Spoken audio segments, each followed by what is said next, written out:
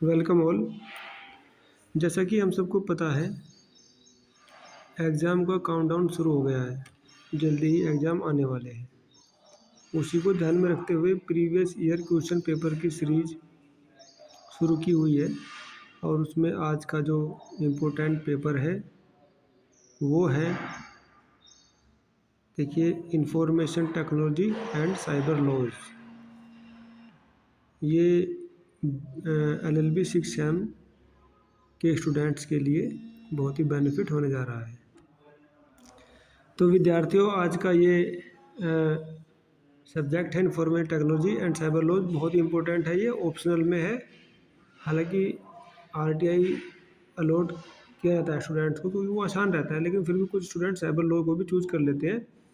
ये भी इसलिए ये भी बड़ा इंपॉर्टेंट बन जाता है। तो देखिए, सबसे पहले आप लोग जो है ना लॉन्ग क्वेश्चन नोट करेंगे। क्वेश्चन नंबर 9 देखो। इस क्वेश्चन पेपर को दिखाने का उद्देश्य ये है कि आपको पता चल जाए कैसे चेंजिंग कंसेप्ट पे क्वेश्चन आ रहे हैं। हर क्वेश्चन में नया कंसेप्ट चेंज हो रहा है, ठीक है, लेकिन वो रिपीट भी हो रहा है। बौद्धिक संपदा अधिकार की सुरक्षा पर सूचना प्रौद्योगिकी के प्रभाव की निर्णित वादों की सहायता से विवेचना कीजिए। वेरी इंपॉर्टेंट क्वेश्चन है ये। IPR भी इसमें आ गया, इंटेलेक्चुअल प्रॉपर्टी राइट्स, और उसके साथ साथ इसमें IT एक्ट भी आ गया और केस लॉ भी आ गए। इसको बनाना है।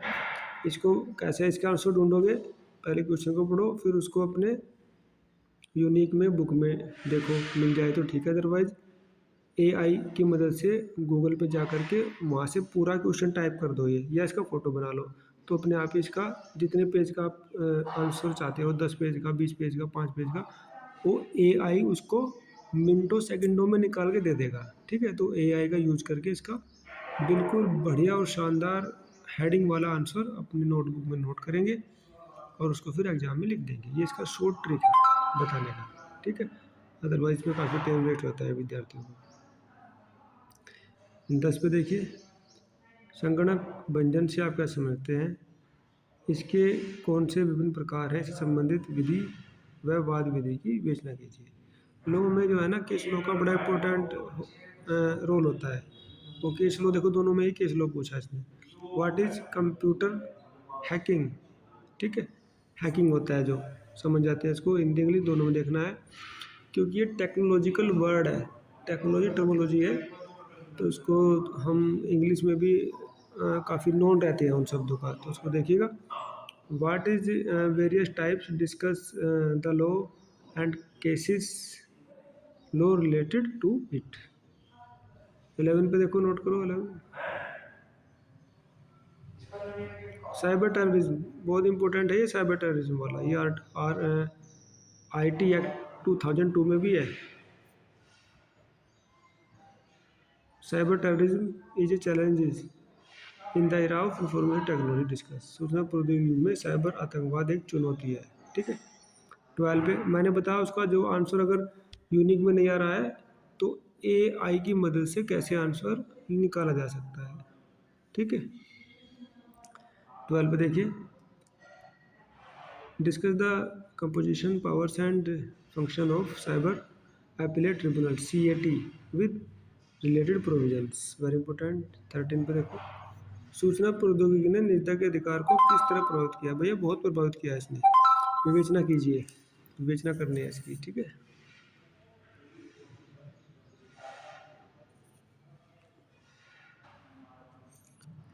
तो देखिए, ये निजता के अधिकार को किस तरह प्रभावित किया, ठीक है। ये तो हो गए लॉन्ग वाले। अब शॉर्ट पे देखो किस तरह से आ रहा है question. Discuss freedom of expression in internet. Internet में अभिव्यक्ति की स्वतंत्रता की विवेचना कीजिए। इंटरनेट ने तो काफ़ी अभिव्यक्ति की स्वतंत्रता के लिए काफ़ी अच्छा प्लेटफॉर्म दिया है। सेवन पे देखो, write a note on E contracts and law related thereto. E संविदा व उससे संबंधित कानून पर एक टिप्पणी लिखिए। What do understand by electronic signature?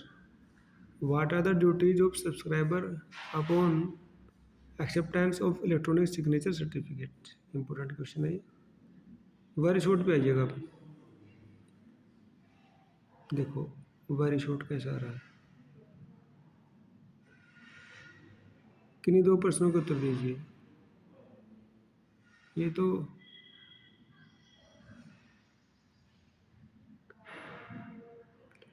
देखिए जून 2021 का है, ये छोटा है।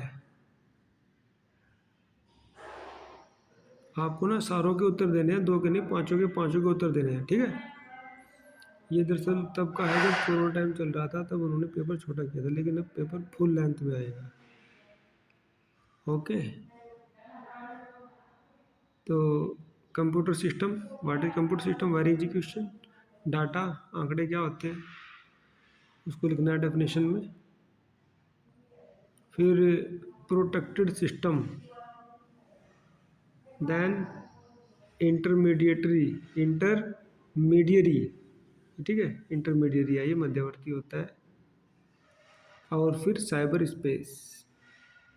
अब आपको करना क्या है, इस क्वेश्चन पेपर को तो लिखना ही है आप नोटबुक पे, उसके साथ साथ ये 21 वाला है, आपको 22, 23, 24, 25 यानी कि 3-4 क्वेश्चन पेपर और निकालने हैं, ठीक है। इंटरनेट की मदद से आप वेबसाइट से previous year question paper CCS university ऐसे लिख करके उसको निकाल लेना और उनको भी स्टडी करना, तो आप ये काफ़ी उसमें से मिल जाता है प्रीवियस ईयर क्वेश्चन पेपर से। जो विद्यार्थी बुक्स पढ़ते हैं, यूनिट पढ़ते हैं और प्रीवियस ईयर क्वेश्चन पेपर लगा करके जाते हैं, उनके एग्ज़ाम बहुत अच्छे जाते हैं, ठीक है। इसके साथ ही हम लोग आज का ये डिस्कस समाप्त करते हैं। Thanks for listening.